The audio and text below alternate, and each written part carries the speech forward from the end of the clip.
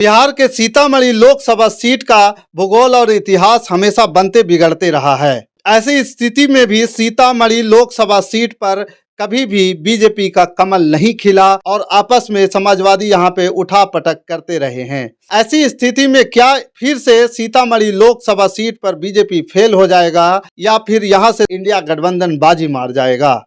नमस्कार, मैं हूं पवन चंचल और आप देख रहे हैं जनजोश के साथ लोकसभा चुनावी यात्रा।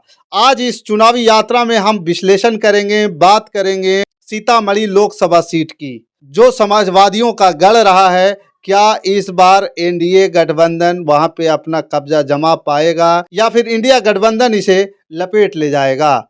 बिहार की सीतामढ़ी लोकसभा सीट का इतिहास काफी पुराना है। इस सीट का संबंध रामायण काल से बताया जाता है। रामायण काल में यहाँ मिथिला नरेश जनक का साम्राज्य था। कहा जाता है कि माँ सीता यहीं प्रकट हुए थे, इसलिए इसका नाम सीतामढ़ी है। पहले यह मुजफ्फरपुर जिले का हिस्सा हुआ करता था। 1997 में इसे जिला का दर्जा मिला। बिहार की राजधानी पटना से इसकी दूरी 135 किलोमीटर है। सीतामढ़ी लोकसभा सीट का भूगोल बदलता और इतिहास बनता बिगड़ता रहा है। वर्ष 1952 के पहले चुनाव में यह इलाका मुजफ्फरपुर पूर्वी में था। वर्ष 1957 में चुनाव में यह संसदीय क्षेत्र स्थिति में आया। इस सीट में सीतामढ़ी जिले के अलावा मुजफ्फरपुर जिले का औराई विधानसभा शामिल था। 2009 के चुनाव में इस सीट का भूगोल फिर से बदला और मुजफ्फरपुर जिले का औराई विधानसभा क्षेत्र हटा दिया गया था। वर्तमान में सीतामढ़ी लोकसभा क्षेत्र में जिले का बथनाहा, परिहार, सुरसंड, बाजपट्टी और रुन्नी-सैदपुर और सीतामढ़ी समेत 6 विधानसभा क्षेत्र शामिल हैं। इस सीट पर कांग्रेस के नागेंद्र प्रसाद यादव की जीत की हैट्रिक का रिकॉर्ड अब भी बरकरार है। उन्होंने 1961, 1967, 1971 के चुनाव में लगातार जीत दर्ज की। हालांकि वर्ष 1977 में लोकदल के महंत श्याम सुंदर दास और 1989 के चुनाव में उन्हें जनता दल के हुकुमदेव नारायण यादव से शिकस्त खानी पड़ी थी। 1991, 1996, 1999 में जनता दल के नवल किशोर राय ने भी हैट्रिक लगाई। 1998 और 2004 में राजद के सीताराम यादव ने जीत दर्ज की थी। 1952 से लेकर 2019 तक के चुनावी इतिहास में यहां आज तक बीजेपी को कामयाबी हासिल नहीं हुई।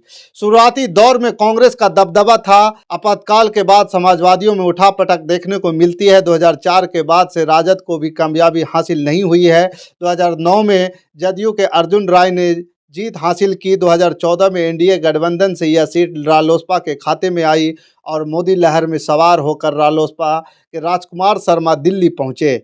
2019 में एनडीए में शामिल जदयू के खाते में सीट आई। नीतीश कुमार को भीतरघात के कारण अंतिम समय में बीजेपी नेता सुनील कुमार पिंटू को अपने में शामिल कराकर टिकट देनी पड़ी थी। जनगणना के अनुसार 34,23,574 जनसंख्या थी। इसमें से 18,03,252 पुरुष और 16,20,322 महिलाएं थी। 2019 के चुनाव में सीतामढ़ी लोकसभा निर्वाचन क्षेत्र में 15,74,914 मतदाता थे, जिनमें से 8,32,370 पुरुष और शेष 7,42,544 महिलाएं हैं। हर साल आने वाली बाढ़ से यहाँ की जनता काफ़ी प्रभावित होती है। बाढ़ के चलते खेती काफ़ी प्रभावित होती है। रोजगार के लिए उद्योग धंधा नहीं होने के कारण यहाँ से पलायन करना लोगों की मजबूरी हो जाती है। स्वास्थ्य और शिक्षा के क्षेत्र में भी कोई विकास नहीं हुआ है। अगर विकास की बात करें तो विकास की कोई धारा यहाँ पे नहीं है। आती है धारा, लेकिन वो भी बाढ़ की धारा आती है जो लोगों के घर बार बहा कर ले जाती है। बाकी आपको ये सोचना है कि 2024 के लोकसभा चुनाव में इस बार कौन आएगा और किसको टिकट मिलने वाला है और आपके लिए कौन सा सबसे सटीक उम्मीदवार होगा। आप हमें कमेंट कर जरूर बताइए। हमारे साथ बने रहने के लिए धन्यवाद।